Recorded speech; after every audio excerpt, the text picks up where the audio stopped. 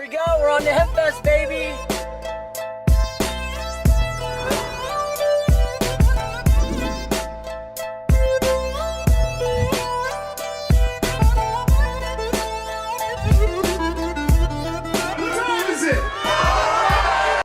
I'm not a criminal, and it's like we're doing, a huge community thing by creating an educational and awareness around the cannabis DUIs and keeping our friends and family from smoking in public. We thought we crossed all of our T's and dotted all of our I's. And Levi Lyon is an entertainment director of HempFest here in Washington, who is at the head of a lawsuit that threatens to expose the Washington State Liquor and Cannabis Board as a completely corrupt entity with no true enforcement powers.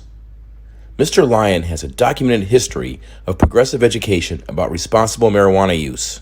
Loose Wheel and J&M Cafe remind you to ride responsibly with Lion Pride Music.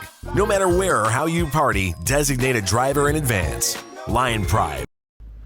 But today he sits in potential ruin at the hands of the Washington State Liquor and Cannabis Board after they confiscated his vans because he and his partner were smoking marijuana in a registered RV at a Frisbee party. Undercover agents attended the event, then later showed up with warrants that did not contain any signed affidavit for the vans. In a Zoom interview, Mr. Lyon recalls there being a problem with the warrant in the field that day. And of course, we're outside in the cold, freezing cold, 30-degree weather for 3 hours. And I'm hearing chatter about they're having troubles getting warrants, but then he comes back and goes, okay, well, we got our warrants all signed. We're taking your rig.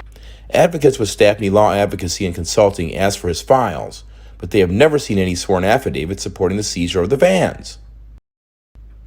Weeks later, Good Samaritan obtained a different signed affidavit that the agency used to obtain electronics from the van, but no one has any proof that Officer Robbie Slattery is in fact a licensed police officer authorized with full authority here in Washington. Did you know that it's also quite debatable as to whether or not they have any authority to do that in the first place because they're not full law enforcement officers? Yeah, I'm realizing that now, a couple months later, after I'm starting to dig into things and things are starting to kind of, again, come to realization that it's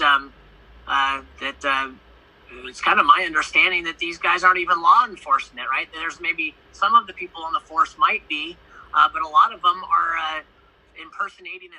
In fact, there's pending legislation now with a bill that might grant them such authority, but it has not yet been enacted.